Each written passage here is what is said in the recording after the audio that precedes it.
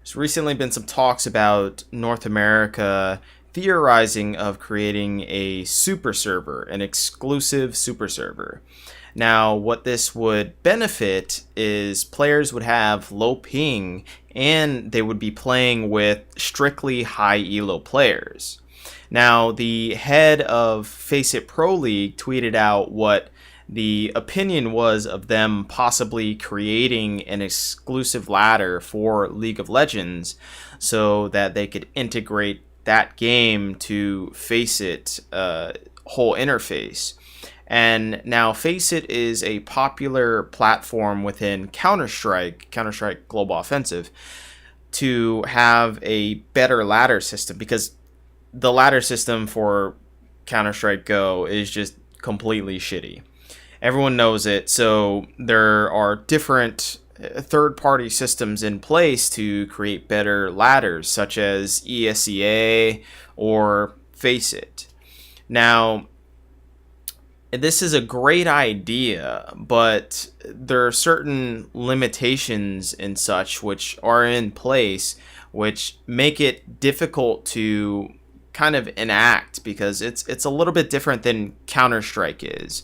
So, first of all pro players and academy players would have to auto qualify for this server, right? So that's 100 players in total, because you have 5 for the LCS roster and 5 for the academy roster on each team. There's 10 teams, so multiply that. That's 100 players. So you already have a really small size for a server, and that probably wouldn't cut it. So you would have to restrict the access to this server to about maybe Diamond 2 or Diamond 3, right? Now, there is this illusion that Riot has created of pros getting to play with plebs, right? You can eventually grind up high enough on the ladder to where you can finally meet those that you idolize, whether it be these famous streamers like I'm a Cutie Pie, or you get to play with these badass pro players like Bjergsen or Doublelift, right?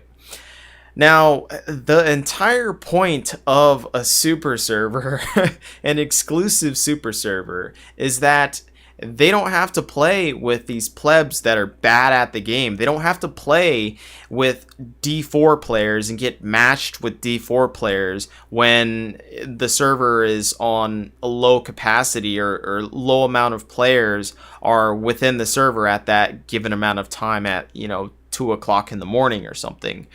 So this completely prohibits that.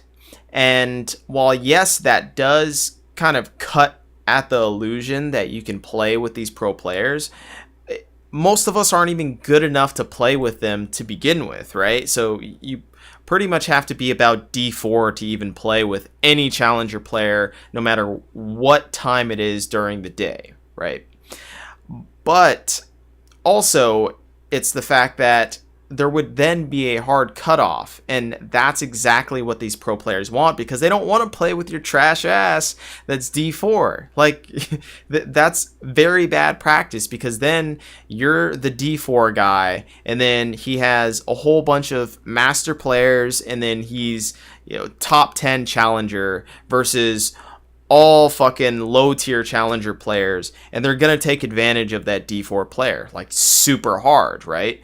So you probably don't want that mixture of a system. That's the problem that they have with the current server itself, and that's why they want a super server, a exclusive server only for them. Now, with this, China has already done a super server, right? Their server has a cutoff of Diamond 1. So anyone that has achieved Diamond 1 on any of their 13 servers, I believe it's 13, but any of their 13 servers, let's say, if you reach Diamond 1, you get an invitation to this exclusive super server. And then you can therefore play with only Diamond 1 players and up. Now, the problem with implementing something like that within North America is that, well, first of all, it's too high of a cutoff, and second of all, that's because they have 13 fucking servers, right? It's China. They have so many people there. Population is so huge. So you can afford to cut it off at such a high cap because, well, if you're drawing from 13 different servers, you're going to be able to fill this server with an adequate amount of people. And hell, they probably even have enough people just in D1 on all the servers to rival like a fourth of the population of North America's entire server. So it makes sense to do a super server in that regard for them. That's like a no-brainer at that point.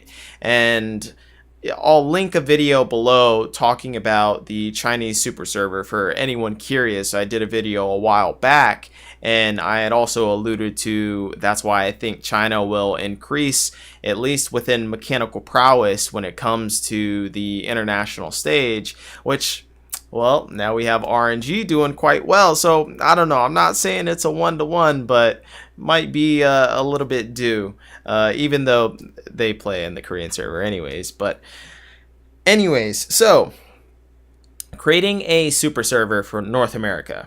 Now, one concern would be that it wouldn't be filled with professionals the entire time, right? Because most teams, they scrim around the same time. They have the same scrim blocks, and if one team is scrimming another team, obviously that's two teams entirely out.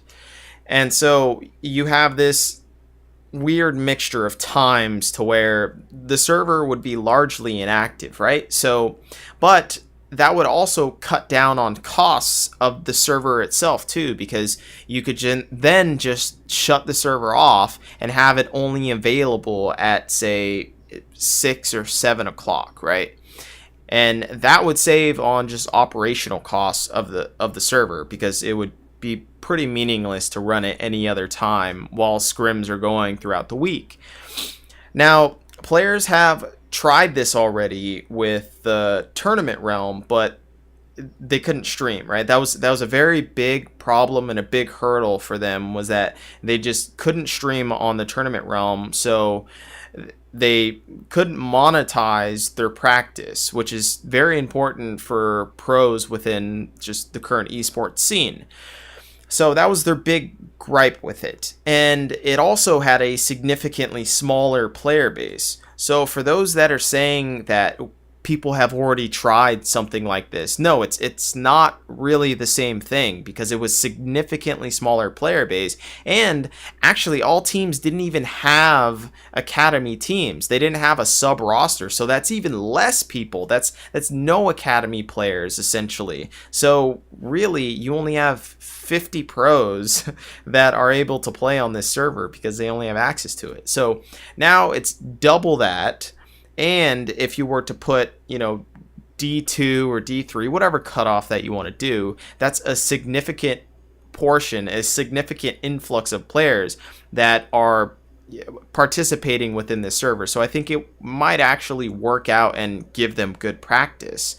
And the only limitation with this is about $10, $15 if Faceit wanted to do something like this, and if Riot allowed them. Let's be frank, Riot has been very vehement to third party controlling their game, and that's been evident with IEM and MLG and things like that. Those have all shut down in ESL because Riot wanted to take full control of their broadcast and full control of their esport. So to say that Faceit could just suddenly walk in there and talk with Riot and they'd be perfectly fine with it, I think that's unrealistic. But this is just theoretical of if they did have that permission from Riot, right? So with Faceit, you would get low ping, you would get a hard gate of D2 or D3, and you would probably get voice comms as well too, because that's how it works in Counter-Strike.